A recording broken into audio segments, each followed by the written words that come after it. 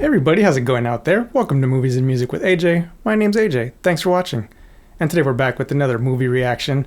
I'm excited to finally be watching After Hours, which came out in 1985, and it was directed by Martin Scorsese. And I've been a longtime Scorsese fan. I think the very first Scorsese film that I ever watched was Bringing Out the Dead. I would have been in maybe like middle school or early high school. I think it was one of those hidden gem Blockbuster rentals. Yeah, I think the reason I picked that one up off the shelves is because I was a fan of Nicolas Cage, and also just the title and paired with the DVD art. Something about it it looked intriguing, so I was like, let's take a chance on this one.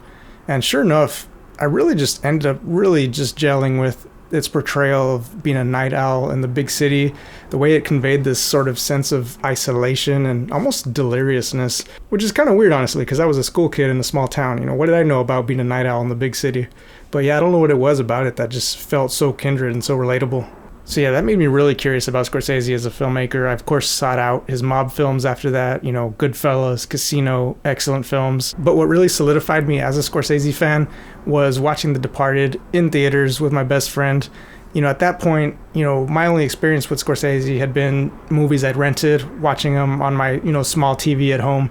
But actually having a brand new Scorsese film that no one had ever seen to look forward to and getting to see it opening weekend in the movie theater, for me and my best friend, who were both movie nerds in high school, that was an event.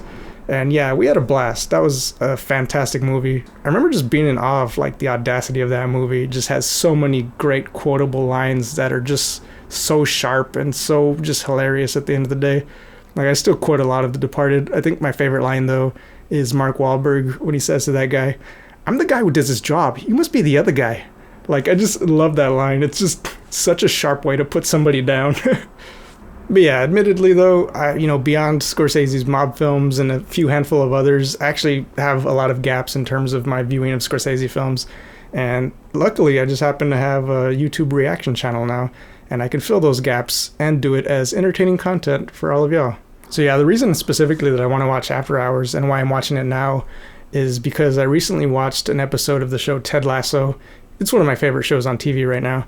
And yeah, it's streaming on Apple TV. It's a great show. It's just hilarious, but it's also really poignant and has a lot of deep emotional moments. But yeah, there was just recently this episode of Ted Lasso called Beard After Hours. Beard is a character in the show. But yeah, this episode is basically an homage to this movie. So yeah, it just reminded me that I had never watched this film before. And the thing is, I am a big fan of this type of story, the One Wild Night story or the Dark Night of the Soul story. So you might have noticed that I put in the title of these reactions, Filmmaker's First Time Watching, and that's because I'm an aspiring filmmaker. I've written and directed a couple of short films, and it just so happens that my very first short film, my debut, is one of these types of stories. It's a One Wild Night, Dark Night of the Soul type of story. Yeah, it's kind of funny how similar that episode of Ted Lasso was to my short film. I wanted to say this while we were watching it, my wife and I, but I felt it would be a little too narcissistic to say it. But then at a certain point, my wife ended up saying it. She turned to me and was like, "A lot of these shots and a lot of this story is really similar to your short film." And I was like, right? I didn't want to say it because I didn't want to sound full of myself. But yeah, it's funny. I was really reminded of my own work while watching that. So that was actually kind of a good feeling. It lets me know I'm kind of on the right track if, really highly regarded and excellently made television is evoking something similar to what I went for in my no-budget short film. I'll consider that an accomplishment. And I don't think it's a coincidence that my very first short was that type of story. Like I said, it's a type of story that I really relate to. Some of my all-time favorite films are these types of stories. I think of the film Collateral, starring Tom Cruise and Jamie Foxx. I think of Good Time, directed by the Safdie brothers, starring Robert Pattinson. Even my favorite Christmas film is one of these types of stories, which is The Night Before. Super underrated comedy, starring Seth Rogen, Anthony Mackie, and Joseph Gordon-Levitt. Yeah, hilarious film, but it's also just one of those one wild night type of stories. So yeah, something about that type of story just really appeals to me. And yeah, so I feel like After Hours is probably the godfather of this type of story. I don't mean the Godfather as in, the film The Godfather. I just mean as in, this is sort of one of the original of this type of film, or at least one of the first really well-known popular ones.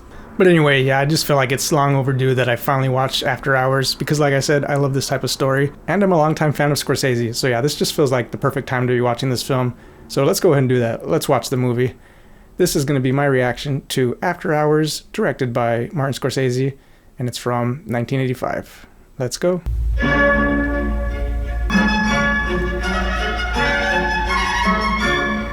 Got this giant jug of water because my allergies are killing me right now. Elmo Shoemaker, longtime editor for Martin Scorsese. There he is. Whenever I see his name, I still think of Zach Galifianakis in Birdman, pronouncing it Scorsese. Man, Galifianakis, comedy national treasure. All right. Now, file. Right. And it's in memory. Is that the guy from Beverly Hills Cop?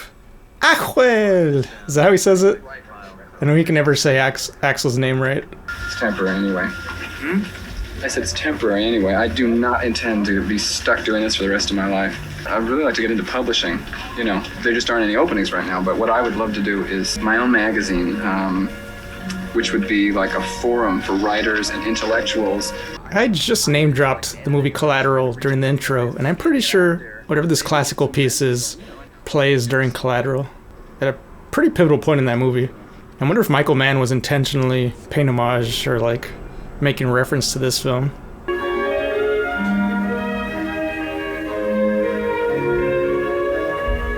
It's interesting how that works. How filmmakers will make these little references to other filmmakers that are just so subtle that you could tell it's just for them, you know? And for those of us dorky enough to pick up on it.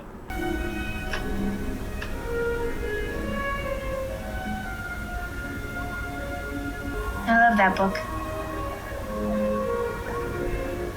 Don't think you heard her. Yeah, oh, yeah. This is not a book, this is a prolonged insult. Kick in the pants, the truth, beauty, God. Something like that. I don't reread books that often, but I don't know, this one's my favorite. It's mostly, Let me ask you, does that cashier seem a little weird to you? It's a little weird. He looks like he's kind of practicing dancing with someone. Which way you headed? Downtown Seoul. The loft? Yeah, she's a sculptress. Lately she's been making these plaster of Paris bagels and cream cheese. It's a nice touch of like the blinking red on their faces from the neon sign. Paperweights. Wanna buy one? Paperweight? Her name is Kiki Bridges. Kiki Bridges. Okay. Excuse me. Can I borrow your pen? Restaurant host by night, going on Broadway auditions by day. Yeah? Hi, this is Paul Hackett. We met earlier tonight. Glad you called. Actually, we had a terrible argument. You know, maybe you're better off. You know, I don't know what the circumstances were, but... Maybe you should come over, Paul. What? Maybe you should come on over. Sure. No? Love that frantic push in on the watch, on the clock. About 45 minutes? Yeah, great. I'll see you later. All right. I'm really glad you called. Okay. I'll see you later. Bye. Bye. That camera work, we're just like kind of spinning, panning around his head. It's like he's in this moment of euphoria of like, oh my god, I met this pretty woman and now she wants me to come over to her place. There's like a euphoria to that, and I feel like that camera work really emphasized that. That's kind of slow spinning around him. Yeah, speaking of camera work emphasizing the mood. Excuse me. Don't tell me that was his only 20. My money flew out the window. It's like right up there with my dog ate my homework. Except it really happened. I kind of hope that 20 comes back at some point. My money just flew out the window. You went so fast around that corner that I don't have any, Oh, jeez. I don't have any more. I'm really sorry. Well, that could have went a lot worse. You Paul? Yeah. Your cat.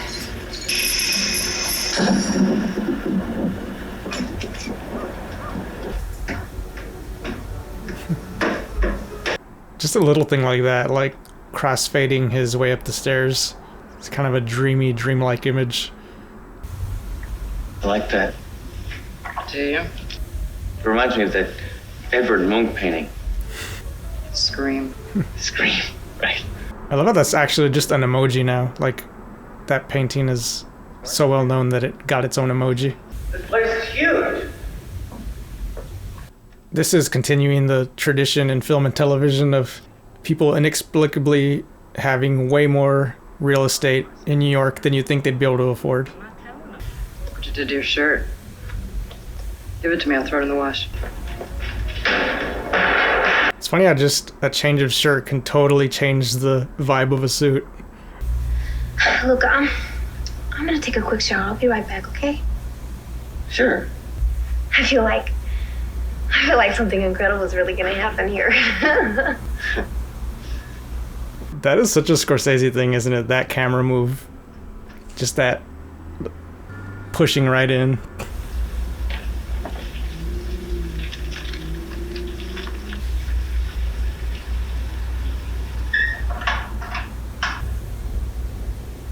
I was raped once. As a matter of fact, it happened right here in this room. He held a knife to my throat and said, if I made any noise, he'd cut my tongue out. It took his time. 6 hours. Jeez. They get this guy? No. Actually, it was a boyfriend of mine.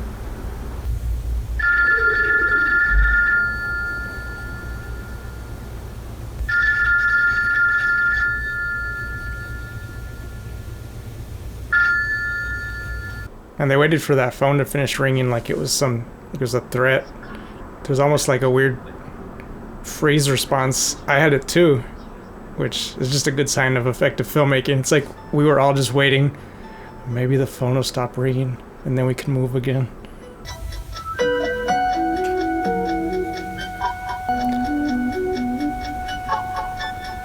What did I say?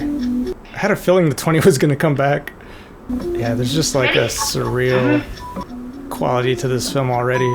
And nothing too surreal has happened, but I think the way in which Scorsese's tipping his hand, for instance with a shot like this, he's just using these camera moves and compositions that create this very sort of surreal, dreamlike feeling to them. Franklin is my husband. Really? Look, I stayed with my husband for 3 days. I was very young when I got married. My husband was a movie freak. He was particularly obsessed with one movie. The Wizard of Oz. You've seen the film, haven't you? The Wizard of Oz? Yeah, I've seen it. Well, when we made love, he just scream out, surrender Dorothy. I thought it was gonna be There's No Place Like Home. Give the check. It's on the house. Really? Sure, what the hell? The rules apply when it gets this late, you know what I mean? It's like after hours. Said the title. Where did I hear, like, if you get to say the title of the film in the film itself, that's how you know that your role's not going to be cut from the film. You're safe. Barry. I think that was from the show Barry. Great show, by the way. Watch that if you haven't. Is she laughing or crying?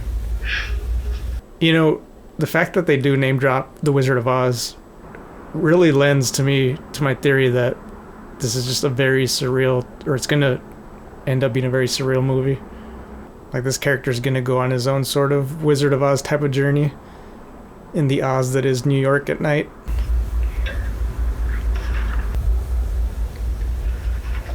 Oh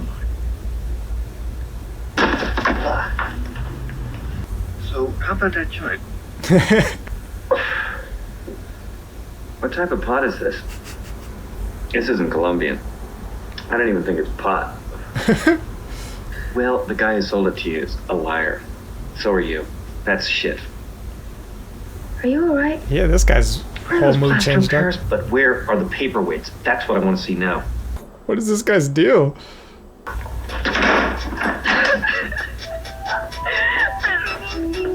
That was bizarre. Did he just get freaked out because he saw those pictures of the burn victims in the book? Either that or he's just such a pot connoisseur that he was just so offended that anybody would have such bad quality pot. Fare is $1.50. What? Fare went up to $1.50 as of midnight. Would you just give me a break? I really just want to go home. I'm sorry, I can't do that. I could lose my job. Who would know exactly? I could go to a party, get drunk, talk to someone. Who knows? Help Yeah, I wanted to take the express and not the local. I mean, hey, yes. Somebody at this bar likes dinosaurs. And I can't blame him. Dinosaurs are cool. I feel like we don't talk enough about how mind-blowing it is that dinosaurs existed.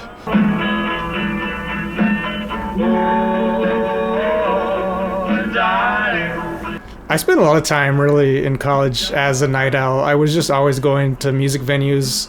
There was one year where I kept a journal of all the shows I went to, like just local bars and clubs and music venues, like all the rock shows that I went to. And there was one year where I went to 200 in a calendar year.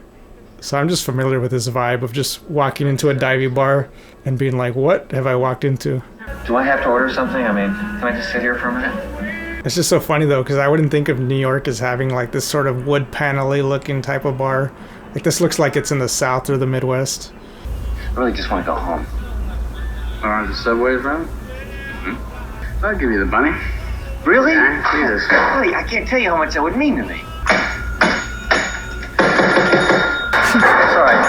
It's all right. Oh no! I can't go anywhere right now, but how'd you like to do me a favor? For subway fare? If you don't mind. You got it. Well, wait a minute. Well, what am I doing? You don't know me. I don't know you. Might rip you off, right? Is that what you're thinking? Here are my keys. This is my deposit, okay? If I don't come back, these are yours. Everything I own is yours.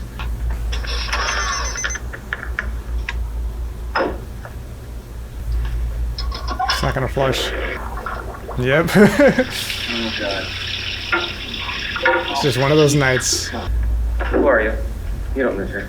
Look, guys, I'm not a burglar, so get your hands off me. You gave me the keys and I let myself in.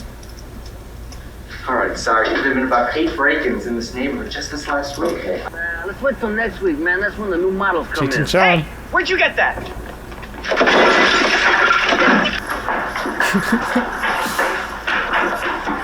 Just sold them my television for $300. How did you get a hold of my sculpture? Hi. I think I just got a little spooked, you know? I don't know what happened to me. I don't know, maybe the timing's just off or something. But, She dead? She looks dead. Ooh. Oh, Jesus! Is he locked in? Oh no.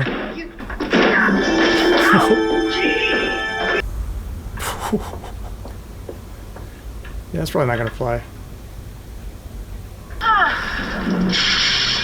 now what? You know, I live across the street. Would you like a TV dinner? Oh, God. I didn't even know this girl. I work in the Xerox shop downstairs. Gee whiz. Hey, what is that? I don't have to take that kind of shit, you know? I mean, what is it with people today? You think I don't notice? I know what's going on. I overhear the customers at the Xerox shop when they're making fun of me. It's just a good lesson, and people are just momentum stumbling through life with all their unresolved issues, and just the wrong thing can just set somebody off. It's why negative YouTube comments don't really bother me. I feel like a lot of the time people are just bringing their own stuff into it, you know? Like somebody's just having a bad day, they came across my video and just decided to let their bad day out on me. It's almost never anything truly personal, you know? I seem to have gotten myself involved with one of your cocktail waitresses. Miss Beehive, 1965. Take off. What's she gonna do? Kill herself? Jeez. It's happened once already today. Terminal. What's the matter? My girlfriend just killed herself a little while ago. Ooh, Marcy's his girlfriend. Wow, okay. This makes me sick. You know, that statue was the first thing in my life I ever bought. Poor guy.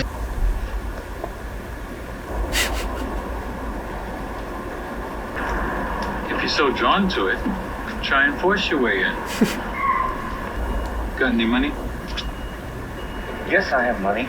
Is that what you want? Money? I'll take your money because I don't want you to feel you left anything untried. You keep the quarter. It's gonna be the same guy. Oh, God, I'm so sorry. Look at that. Isn't that great? Now you can take me uptown. Great. I'll be right back. Oh no. See how you like it. You wouldn't believe what I've been through tonight. You just wouldn't believe it. Oh, I'm an ice cream vendor, Mr. Softy.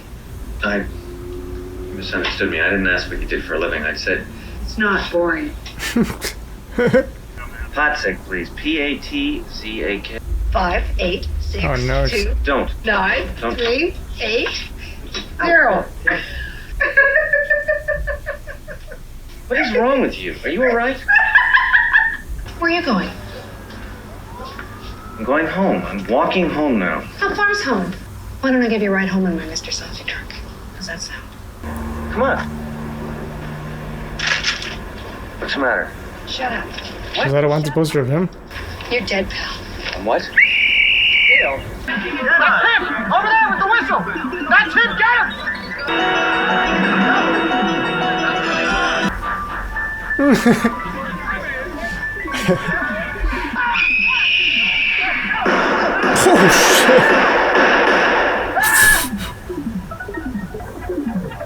I'll probably get blamed. He's starting to wisen up, though, about not just involving yourself in the affairs of complete strangers. It hasn't served him well up to this point. What have I done? Just a word processor, for Christ's sake!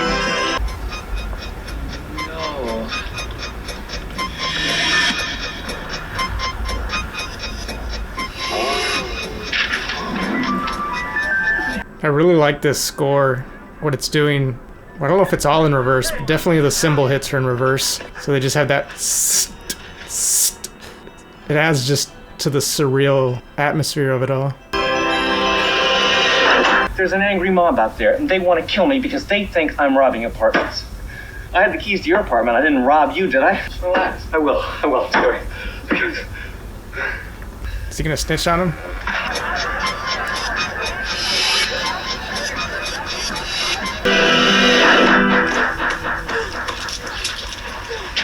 He just lets him right in that time.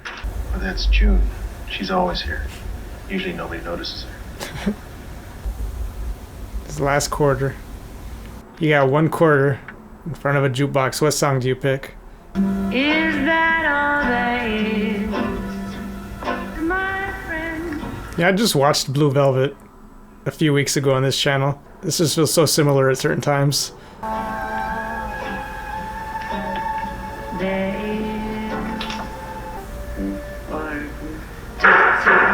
gazing into each other's eyes. Did the vigilante mob find him? Nice to me. Why are you doing this? To live. Okay, sorry, folks. Closing up. I just... Time to go home. What? Why doesn't she just end it all? Oh no, not me. Is that... Oh, gee! Oh, they got in! What is it? Look, lady, I have to tell you something. Come with me, Paul. What? Come with me. Oh no. No. He becomes the creature. Doesn't look so hard.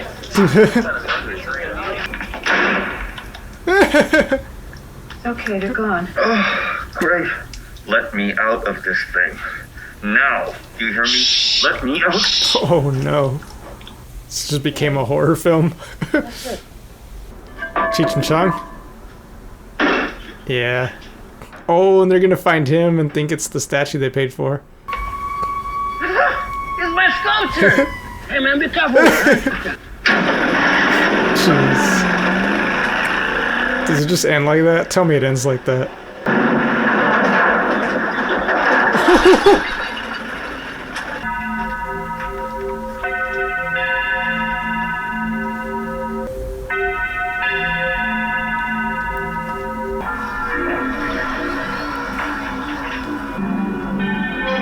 This music really does feel like we entered a horror film.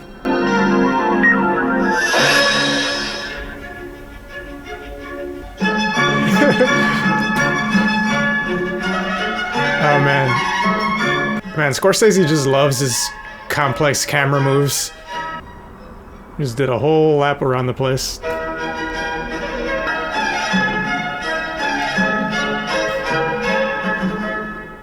Alright, what a wild ride that was. And I feel like it's the kind of movie where I'm really gonna have to let it marinate and really just, think on it for a few days before I really start to sort of understand what all happened and what it all signified, you know? But in terms of just a first impression, I will say it didn't occur to me up until this point that The Wizard of Oz really is one of those One Wild Night, Dark Night of the Soul type of stories that I was talking about in my intro. I mean, I guess there's a part where they all fall asleep in the poppy fields, but other than that, it really does take place as like in one day, right? Essentially, when she shows up in Oz to when she gets to the castle, I don't think much time has passed. I think that's meant to be all one day. And yeah, The Wizard of Oz, it's a story of Dorothy going on this journey, you know, in a way to come to grips with what it is she was running away from and why. You know, it's like taking the journey so you can come back home. You know, in a lot of ways, you know, Mad Max Fury Road was the same kind of a story. And then this movie here, After Hours, is that same kind of story. I thought the way he had walked out in the very beginning, I thought he had just quit his job. Or at the very least, he just seemed like for that day he was done. And he just needed to regroup and reconsider his whole life just because of, I guess, how boring or weird that interaction was with the guy that he was training. Or maybe just that conversation made him realize, like, hey, at least this guy has some sort of dream or goal. And I'm just doing this job, this word processing job, and I don't know what I want.